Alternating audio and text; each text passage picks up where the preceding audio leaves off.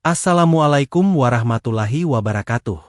Halo sahabat kisah hikmah, kembali lagi bersama kami dalam tayangan penuh pelajaran dan renungan kehidupan. Di setiap kisah nyata, selalu ada hikmah yang bisa kita ambil, tentang keserakahan, dosa, dan akibat dari perbuatan manusia yang jauh dari nurani. Hari ini, kita akan mengulas sebuah peristiwa yang membuat Madura gempar. Sebuah kasus mengerikan yang berawal dari bisnis sosis ilegal, namun berujung pada penemuan mencengangkan, daging manusia dijadikan bahan dagangan. Sebuah kisah yang menggetarkan hati, sekaligus menjadi peringatan bagi kita semua tentang betapa gelapnya hati manusia ketika dikuasai oleh hawa nafsu dan keserakahan. Mari kita simak kisah lengkapnya. Pagi itu, langit Madura masih diselimuti kabut tipis. Suara azan subuh baru saja usai menggema, dan aktivitas warga di pasar tradisional Bangkalan mulai menggeliat. Di antara hiruk-pikuk pedagang sayur, ikan, dan rempah, ada satu aroma yang selalu menjadi daya tarik bagi para pembeli. Bau sosis panggang yang gurih, berasal dari kios kecil milik Rasid, seorang pedagang yang dikenal ramah dan rajin. Setiap pagi, kiosnya selalu dipadati pelanggan. Anak-anak sekolah sering mampir untuk membeli sosis bakar, sementara para pekerja membeli dalam jumlah besar untuk dibawa pulang. Tak ada yang mencurigai apapun dari sosok Rasid, seorang pria parubaya yang hidup sederhana bersama istrinya di pinggiran kota. Namun siapa sangka, di balik senyumnya yang tenang, tersimpan rahasia kelam yang kelak membuat seluruh Madura geger. Hari itu, seorang pelanggan bernama Nuraini, seorang ibu rumah tangga, merasa ada yang janggal. Ketika ia menggigit potongan sosis yang baru dibeli, lidahnya merasakan rasa aneh, bukan seperti daging sapi, ayam, atau kambing seperti biasanya. Warnanya pun agak pucat, dan teksturnya terasa lembek serta berserat halus. Ini rasanya beda, bukan seperti biasanya, gumamnya dengan dahi berkerut. Rasa penasaran membuatnya menyimpan sebagian potongan sosis itu untuk diperiksa. Nuraini lalu menceritakan kejanggalan itu kepada suaminya, yang kebetulan seorang pegawai kelurahan. Tak ingin menuduh sembarangan, suaminya memutuskan melapor ke petugas pasar. Awalnya, laporan itu hanya dianggap hal kecil, mungkin masalah bumbu atau kualitas daging yang menurun. Namun ketika petugas datang memeriksa kios Rasid, kecurigaan mulai muncul. Petugas melihat daging mentah di wadah besar. Warnanya tidak seperti daging sapi, lebih pucat, dan memiliki serat halus aneh. Ketika ditanya asal-usulnya, Rasid menjawab singkat, daging impor dari Surabaya, murah dan bagus. Namun ia tak bisa menunjukkan surat izin edar atau dokumen pembelian resmi. Petugas pun mulai curiga dan melaporkan temuan itu ke pihak kepolisian. Tak lama kemudian, tim Reskrim Polres Bangkalan turun tangan. Mereka datang tanpa seragam, menyamar sebagai pembeli untuk mengamati lebih dalam. Selama beberapa hari, mereka mencatat aktivitas Rasid, memeriksa pembeli, dan mengamati proses pembuatan sosis di balik kios kecil itu. Dari luar, terlihat biasa, penggiling daging, wajan besar, dan bahan bumbu. Tapi dari dalam, aroma yang keluar terkadang begitu menyengat, bahkan tak jarang membuat warga sekitar menutup hidung. Sampai akhirnya, pada hari keempat pengawasan, polisi melihat sesuatu yang mencurigakan. Sebuah karung besar berisi potongan daging segar dibawa oleh seorang pria menggunakan motor, masuk ke rumah Rasid pada malam hari. Polisi segera bergerak cepat. Penggerebekan pun dilakukan malam itu juga, sekitar pukul 11 malam. Ketika pintu rumah dibuka paksa, pemandangan di dalam membuat petugas terpaku. Di dapur, terdapat beberapa ember berisi potongan daging tanpa label, sebagian masih berlumur darah. Di meja, terdapat alat penggiling dan cetakan sosis yang masih hangat, seolah baru saja digunakan. Rasid berusaha kabur melalui pintu belakang, tapi langkahnya terhenti ketika salah satu polisi menodongkan pistol sambil berteriak, "Jangan bergerak!" Rasid hanya bisa tertunduk ketika tangannya diborgol. Ia tidak melawan, tapi tatapannya kosong, seolah menyimpan sesuatu yang lebih besar dari sekadar pelanggaran dagang biasa. Polisi membawa seluruh barang bukti, daging mentah, mesin penggiling, hingga bahan pengawet yang diduga berbahaya. Keesokan harinya, pasar Bangkalan menjadi heboh. Kabar penangkapan Rasid menyebar dengan cepat, dari satu pedagang ke pedagang lain, hingga menjadi topik utama di seluruh Madura. Katanya sosisnya pakai daging aneh. Masa iya daging manusia? Begitu desas-desus yang beredar. Warga yang pernah membeli sosis dari Rasid mulai ketakutan. Sebagian merasa mual, sebagian lain menangis karena teringat anak-anak mereka yang setiap hari jajan di sana. Polisi pun segera mengirimkan sampel daging ke laboratorium forensik untuk diperiksa lebih lanjut. Beberapa hari kemudian, hasil uji itu keluar, dan seisi kantor polisi mendadak hening. Analisis DNA menunjukkan hasil yang mencengangkan. Daging tersebut positif mengandung unsur manusia. Kabar itu menyebar bagai api di musim kemarau. Madura benar-benar gempar. Bagaimana mungkin seseorang bisa sekeji itu, menjadikan daging manusia sebagai bahan makanan yang dijual ke publik? Pertanyaan demi pertanyaan pun muncul, dan semua mata kini tertuju pada Rasid, sang pedagang sosis yang kini diam membisu di ruang tahanan. Dari sinilah, penyelidikan panjang dimulai, menyingkap satu demi satu lapisan kegelapan yang selama ini tersembunyi di balik kios sederhana di sudut pasar Bangkalan. Malam itu, langit Bangkalan mendung. Angin berhembus pelan membawa aroma laut yang lembab, menyusup di antara ganggang sempit perkampungan tempat tinggal Rasid, si pedagang sosis yang kini menjadi sorotan. Polisi telah menyiapkan rencana penangkapan dengan sangat hati-hati. Mereka tahu, kasus ini bukan sekadar pelanggaran pangan, tapi bisa jadi melibatkan sesuatu yang jauh lebih mengerikan. Sekitar pukul 22.45, 3 mobil tanpa tanda polisi berhenti di ujung gang. Lampu dimatikan, dan beberapa anggota tim reskrim Polres Bangkalan keluar dalam senyap. Mereka mengenakan pakaian gelap, lengkap dengan sarung tangan dan rompi taktis. Di antara mereka, seorang perwira senior memberikan arahan singkat dengan suara tegas. Begitu sinyal diberikan, kita masuk. Jangan beri waktu untuk kabur. Prioritas, amankan pelaku dan bukti. Beberapa menit kemudian, mereka bergerak. Dari balik kaca jendela rumah Rasid, tampak cahaya lampu dapur masih menyala. Suara mesin penggiling terdengar samar. Seorang anggota polisi memberi isyarat tangan, lalu dengan hentakan keras, "Dor!" Pintu rumah didobrak. Teriakan histeris terdengar dari dalam.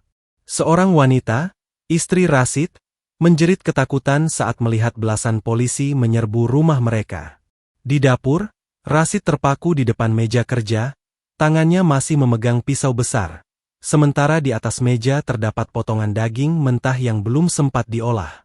Polisi langsung menundukkan tubuhnya ke lantai dan memborgol tangan pria itu tanpa perlawanan.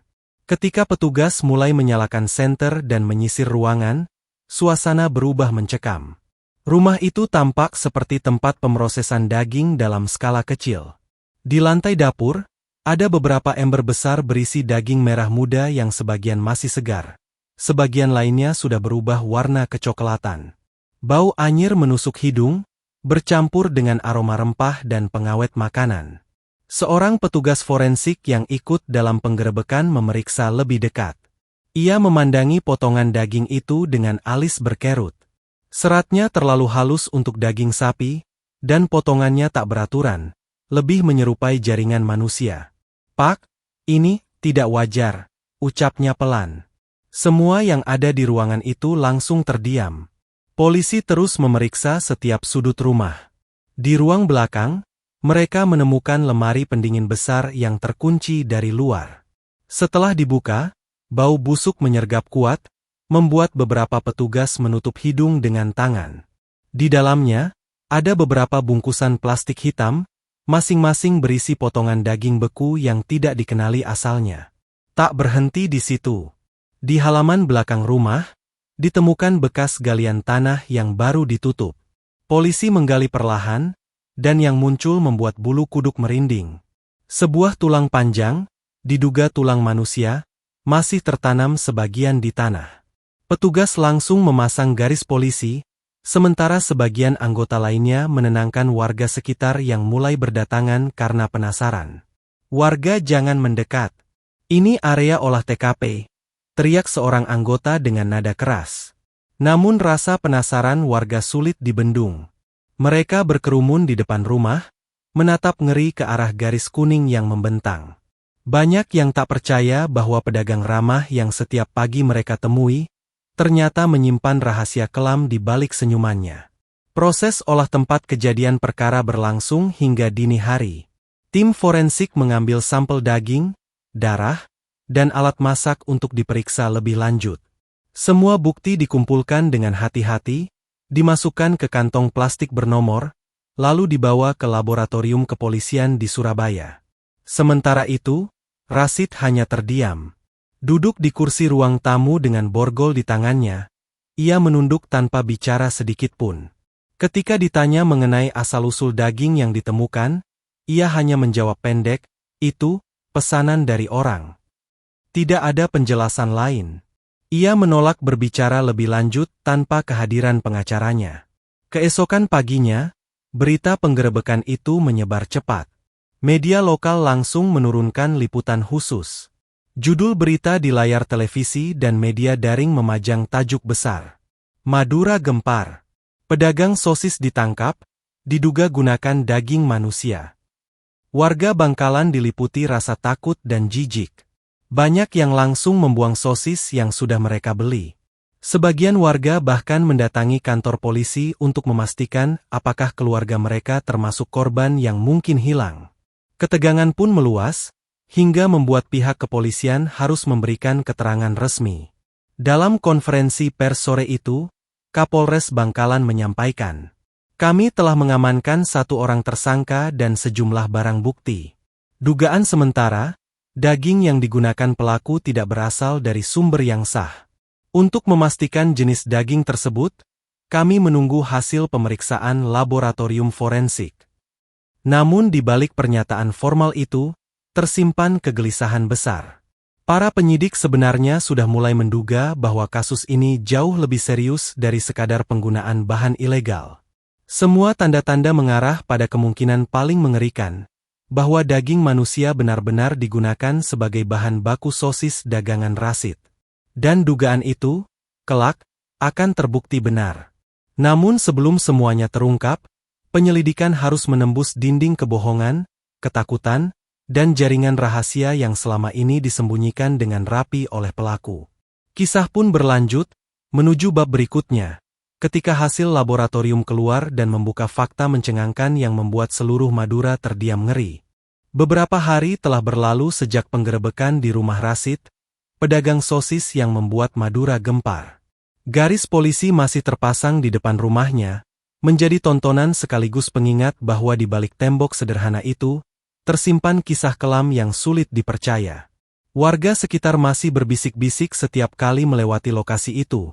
Sebagian dengan rasa ngeri, sebagian lain masih belum bisa menerima kenyataan. Sementara itu, di ruang laboratorium forensik Polda Jawa Timur, tim ahli bekerja siang dan malam. Mereka memeriksa setiap sampel daging yang diambil dari rumah Rashid, mulai dari potongan mentah, sisa masakan, hingga noda darah yang ditemukan di lantai dapur. Semua diuji dengan teknologi DNA modern, membandingkannya dengan data genetik manusia yang tersimpan di database nasional. Hari demi hari berlalu dengan penuh ketegangan. Hingga akhirnya, pada hari keempat, hasil uji itu keluar. Kepala tim forensik menatap layar komputer dengan wajah tegang. Ia membaca hasil yang muncul berkali-kali, memastikan tidak ada kesalahan. Lalu, dengan napas berat, ia menatap salah satu penyidik dan berkata lirih, "Positif, ini DNA manusia." Kata-kata itu seperti petir di siang bolong. Kabar mengerikan itu segera disampaikan ke pihak Polres Bangkalan. Tak lama kemudian, ruangan penyidik dipenuhi keheningan. Beberapa anggota polisi menatap lembar hasil laboratorium itu dengan ekspresi tak percaya. Mereka tahu kasus ini serius, tapi tidak pernah menyangka kenyataannya akan sekejam ini. Kapolres Bangkalan memutuskan untuk segera menggelar konferensi pers. Dalam pernyataannya di depan kamera, ia dengan suara berat mengatakan, "Dari hasil pemeriksaan laboratorium forensik, Dipastikan bahwa sebagian daging yang digunakan pelaku mengandung unsur DNA manusia. Saat ini, kami masih menelusuri dari mana asal daging tersebut, dan apakah ada korban yang terlibat dalam jaringan ini. Pernyataan itu sontak mengguncang masyarakat. Madura benar-benar gempar. Berita itu menyebar ke seluruh pelosok Indonesia. Di media sosial, tagar sosis maut Madura menjadi trending. Banyak yang mengekspresikan ketakutan dan rasa jijik, tak sedikit pula yang bersedih karena merasa telah menjadi korban tanpa sadar. Beberapa warga bahkan datang ke rumah sakit setempat, membawa foto kerabat mereka yang hilang dalam beberapa bulan terakhir. Mereka berharap, polisi bisa mencocokkan DNA keluarga mereka dengan temuan di rumah Rashid. Tangisan pecah di depan kantor polisi ketika sejumlah keluarga menyadari kemungkinan bahwa orang yang mereka cari mungkin telah menjadi bagian dari bahan dagangan keji itu. Sementara itu, Rashid masih mendekam di ruang tahanan. Wajahnya pucat, matanya kosong, dan ia jarang bicara. Setiap kali penyidik mencoba bertanya, ia hanya menjawab pendek, kadang dengan senyum tipis yang sulit diartikan. Hingga akhirnya, setelah berjam-jam interogasi tanpa hasil, salah satu penyidik menatapnya tajam dan berkata, "Kamu tahu apa yang sudah kamu lakukan? Ini bukan sekadar pelanggaran. Ini dosa besar. Orang-orang makan dari tanganmu tanpa tahu mereka sedang memakan sesamanya." Mendengar itu, bahu Rashid perlahan bergetar. Air matanya menetes. Untuk pertama kalinya sejak ditangkap, ia berbicara panjang dengan suara serak.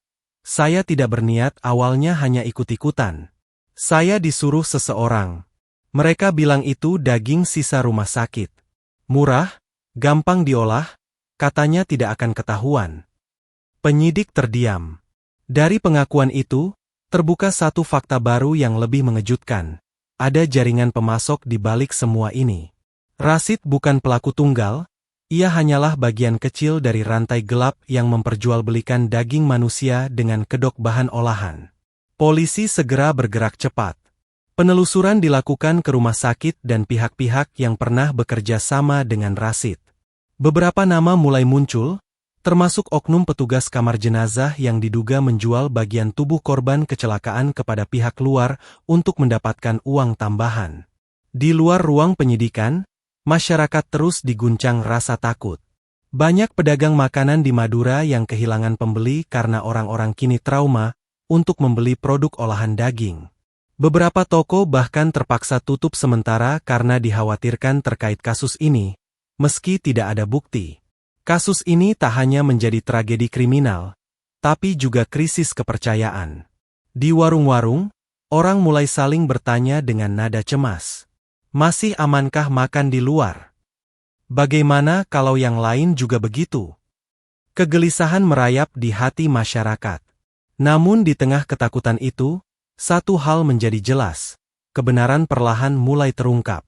Semua kebusukan yang disembunyikan akhirnya muncul ke permukaan. Rashid kini menjadi simbol dari kerakusan dan kehilangan nurani. Ia mungkin hanya satu orang, tapi kejahatannya meninggalkan luka yang dalam bagi banyak orang. Dan di balik pengakuannya, polisi tahu bahwa perjuangan belum selesai, masih ada pihak lain yang harus diungkap, orang-orang yang bersembunyi di balik bayangan gelap bisnis mengerikan ini. Kisah pun terus berlanjut, menuju bab berikutnya, interogasi mendalam yang akan membuka rahasia sebenarnya tentang siapa dalang di balik perdagangan daging manusia di Madura. Ruang interogasi di Polres Bangkalan malam itu dipenuhi aroma kopi hitam dan ketegangan. Lampu redup menggantung di tengah ruangan, menerangi wajah Rashid, yang kini tampak lusuh dan kehilangan wibawa. Di hadapannya duduk dua penyidik senior yang sejak beberapa hari terakhir berusaha mengurai benang kusut di balik kasus mengerikan ini. Rashid duduk diam, menunduk. Borgol masih melingkar di pergelangan tangannya. Beberapa kali ia menarik napas panjang, lalu menatap kosong ke arah meja. Penyidik membuka berkas tebal berisi foto-foto hasil olah TKP dan laporan laboratorium forensik. "Rashid," ujar penyidik dengan nada datar tapi menusuk, "hasil laboratorium sudah jelas. Daging yang kamu jual mengandung DNA manusia. Kamu pikir kamu bisa sembunyi di balik kebohongan itu selamanya?" Tak ada jawaban. Hanya suara jam dinding yang berdetak pelan. Sampai akhirnya, Rashid membuka mulutnya. Suaranya lirih, bergetar. Saya tidak sendiri, Pak.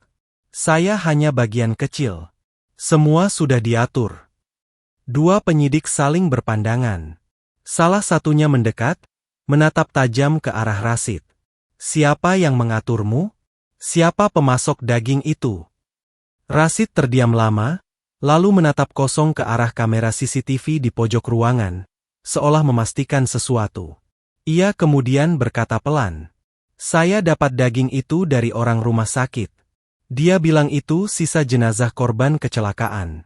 Katanya, daripada dibuang, lebih baik dimanfaatkan. Saya butuh uang. Modal saya hampir habis, usaha sepi. Mereka tawarkan harga murah. Saya pikir cuma daging hewan percobaan atau apa, tapi ternyata..." Suaranya terhenti. Air matanya menetes. Ia menutup wajahnya dengan tangan yang gemetar. "Saya menyesal, Pak.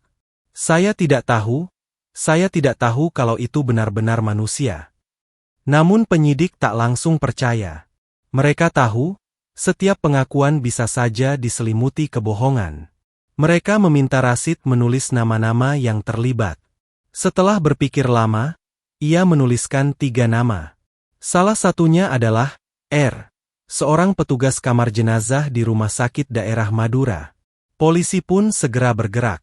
Tengah malam itu juga, tim gabungan mendatangi rumah R, yang berlokasi tak jauh dari kompleks rumah sakit. Pintu rumahnya terkunci, namun mobil patroli yang diparkir tanpa lampu tak menarik perhatian warga. Setelah mengetuk tanpa jawaban, polisi mendobrak masuk. Di dalam, mereka menemukan tumpukan plastik hitam di sudut dapur. Ketika dibuka, isinya membuat perut siapapun yang melihatnya mual. Potongan organ tubuh manusia yang sudah diawetkan. Beberapa bagian masih terbungkus label rumah sakit. R langsung diborgol di tempat, tanpa sempat melarikan diri. Dalam interogasi, R mengaku menjual organ dan daging manusia dari jenazah korban kecelakaan kepada beberapa orang, termasuk Rashid. Semua dilakukan diam-diam, di luar jam tugas. Ia berdalih, itu hanya sisa yang akan dibuang. Tidak ada yang tahu. Namun polisi tahu, perbuatannya bukan sekadar pelanggaran etik. Ini adalah kejahatan kemanusiaan yang luar biasa. Kasus ini pun melebar. Polisi mendapati ada 2 orang perantara lain, yang bertugas mengantarkan barang dari rumah sakit ke pembeli. Mereka mendapatkan bayaran setiap kali transaksi berhasil. Uang hasil penjualan dibagi rata, sebagian digunakan untuk menutupi jejak, sebagian lagi dipakai untuk keperluan pribadi. Saat berita penangkapan jaringan ini tersebar, masyarakat kembali gempar. Warga Madura marah. Rumah keluarga Rashid dijaga ketat karena warga sempat ingin mendatangi dan merusak kediamannya. Banyak yang tidak percaya bahwa seseorang yang selama ini dikenal baik dan rajin beribadah bisa berubah sekeji itu. Di ruang tahanannya, Rashid hanya bisa menangis. Dalam satu kesempatan, ia berkata kepada penyidik dengan suara serak, "Saya cuma ingin bertahan hidup, Pak. Tapi saya lupa, cara saya mencari hidup malah membunuh nurani saya sendiri." Kata-kata itu menggema di ruangan sunyi. Tak ada lagi pembelaan. Semua bukti, semua pengakuan, telah melengkapi potongan teka-teki yang kelam. Kasus Rashid dan jaringannya menjadi berita nasional. Polisi menjerat mereka dengan pasal berlapis: pembunuhan, perdagangan ilegal organ manusia, dan pelanggaran berat terhadap hukum pangan. Ancaman hukuman seumur hidup menanti mereka.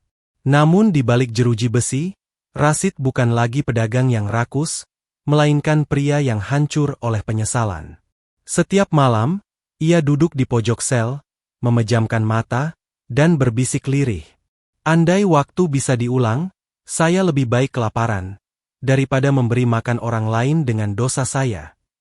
Kisah ini menjadi pengingat pahit bagi kita semua. Bahwa ketika manusia kehilangan batas moral dan nurani, tak ada lagi bedanya antara manusia dan binatang. Keserakahan yang kecil, bila dibiarkan, bisa berubah menjadi dosa besar yang menghancurkan hidup banyak orang. Dan dari balik penyesalan itu, masyarakat Madura belajar satu hal berharga, bahwa rezeki yang halal mungkin datang lebih lambat, tapi selalu membawa berkah dan ketenangan hati. Namun kisah ini belum berakhir. Di balik pengakuan Rasid dan jaringannya, polisi menemukan satu fakta baru yang lebih mencengangkan. Ada pembeli besar di luar Madura, yang selama ini menjadi tujuan utama pengiriman daging terlarang itu. Siapakah dia? Hari-hari berlalu, dan suasana di Polres Bangkalan mulai mereda. Namun kasus pedagang sosis yang menggunakan daging manusia itu masih menjadi pembicaraan hangat di seluruh Madura, bahkan hingga ke luar pulau. Di media sosial, berita tentang sosis maut Madura terus bergulir, disertai rasa marah, jijik, dan iba terhadap para korban. Sementara di balik jeruji besi, Rasid kini hidup dalam bayang-bayang penyesalan yang tiada akhir. Rambutnya mulai memutih, wajahnya pucat, dan pandangannya sering kosong menatap tembok dingin. Setiap malam, ia terbangun dengan keringat dingin, dihantui mimpi buruk, potongan-potongan daging, wajah para pembeli, dan suara tangisan anak kecil yang dulu sering membeli sosis di kiosnya. Dalam interogasi lanjutan, Rasid akhirnya mengaku semua. Ia tak lagi berusaha menutupi apapun. Ia menceritakan bagaimana awal mula semua ini terjadi, dari bisnis sosis kecil yang sepi pembeli, tekanan ekonomi, hingga pertemuannya dengan oknum rumah sakit yang menawarkan bahan murah. Awalnya, ia ragu. Tapi godaan keuntungan membuatnya menutup mata terhadap nurani. Dalam pikirannya, ia hanya berpikir bagaimana bisa bertahan hidup, bukan bagaimana mencari rezeki yang berkah. Saya pikir cuma sekali, Pak, cuma untuk menutup utang. Tapi setelah itu, saya teruskan. Karena setiap kali jual, untungnya besar. Saya lupa kalau uang itu najis, kalau setiap gigitan orang lain adalah dosa saya sendiri. Kalimat itu membuat penyidik yang mendengarnya terdiam. Tidak sedikit dari mereka yang menahan emosi, karena di balik kebejatan itu, ada manusia yang tersesat, kehilangan arah, dan akhirnya menyesali semuanya ketika sudah terlambat. Di luar sel, istrinya datang menjenguk. Wanita itu menangis terseduh di depan kaca pembatas. Ia tak pernah tahu bahwa suaminya melakukan hal sekeji itu. Kenapa, Bang? Kenapa harus begitu? Tanyanya sambil menekan dadanya yang sesak. Rasid hanya menunduk, air matanya jatuh ke lantai. Saya ingin kita makan, Mak. Saya ingin anak-anak bisa sekolah. Tapi saya malah memberi mereka aib. Saya sudah hancurkan nama kita. Kata-kata itu menjadi pertemuan terakhir mereka. Sang istri kemudian pindah dari kampung karena tak tahan menanggung malu. Warga memandangnya dengan tatapan tajam, seolah ikut menghukumnya atas perbuatan sang suami. Sementara itu, di masyarakat, kasus ini membawa dampak besar. Dinas Kesehatan dan Kepolisian melakukan pemeriksaan ketat terhadap semua produk olahan daging di Madura. Banyak pedagang jujur yang ikut terkena imbas, kehilangan pelanggan karena trauma masyarakat begitu mendalam. Tapi di balik kekacauan itu, ada hikmah besar, kesadaran baru tentang pentingnya kejujuran dan pengawasan dalam mencari nafkah. Media nasional menyoroti kisah Rasid bukan hanya sebagai kasus kriminal, tapi juga potret tentang betapa rapuhnya manusia ketika iman dan moral diguncang oleh kebutuhan hidup. Banyak pendakwah dan tokoh agama menjadikan kisah ini sebagai contoh dalam ceramahnya. Ketika manusia meninggalkan rasa takut kepada Allah, maka uang bisa jadi berhala, dan nafsu bisa menutup hati. Padahal rezeki halal, sekecil apapun, jauh lebih bernilai daripada kekayaan yang datang dari darah dan dosa. Di ruang tahanannya, Rasid perlahan mulai berubah. Ia banyak beribadah, membaca Al-Quran, dan menulis surat untuk anak-anaknya. Dalam salah satu surat yang ditemukan oleh petugas, ia menulis, "Nak, jangan ulangi kesalahan ayah. Dunia ini penuh godaan. Kadang kita tergoda untuk cepat kaya, tapi lupa caranya. Ayah dulu berpikir uang bisa menebus lapar, tapi ternyata uang haram hanya memberi kenyang sesaat dan menanam api di akhirat. Jika ayah bisa memilih, ayah lebih memilih kelaparan, asal hati tenang dan tidak berdosa. Surat itu menjadi bukti bahwa di balik semua kejahatan, selalu ada ruang untuk penyesalan, meski tak akan pernah bisa menghapus luka yang telah ditinggalkan. Kasus Rashid dan jaringannya akhirnya berakhir di meja hijau. Pengadilan menjatuhkan hukuman penjara seumur hidup bagi Rashid dan 2 pelaku lainnya. Sementara oknum rumah sakit dijatuhi hukuman berat atas keterlibatannya dalam perdagangan organ manusia. Saat hakim membacakan vonis, suasana ruang sidang hening. Rashid menunduk, tak berkata apa-apa. Hanya air mata yang mengalir pelan di pipinya. Kini, setelah semuanya berlalu, masyarakat Madura masih mengingat peristiwa itu sebagai sejarah kelam yang tak boleh terulang. Dari tragedi itu, banyak orang belajar bahwa mencari rezeki bukan sekadar soal kerja keras, tapi juga soal kejujuran dan hati yang bersih. Karena rezeki yang halal, walau sedikit, akan membawa berkah dan ketenangan, sedangkan yang haram, sebesar apapun, hanya akan menjerumuskan. Dan di balik semua kegelapan itu, kita menemukan satu cahaya kecil, hikmah bahwa kejahatan, sekecil apapun, tak akan pernah bisa disembunyikan selamanya. Cepat atau lambat, kebenaran akan datang, dan keadilan akan menyingkap semuanya. Sebuah kisah nyata yang mengingatkan kita, bahwa manusia tanpa nurani, adalah manusia yang kehilangan kemanusiaannya sendiri.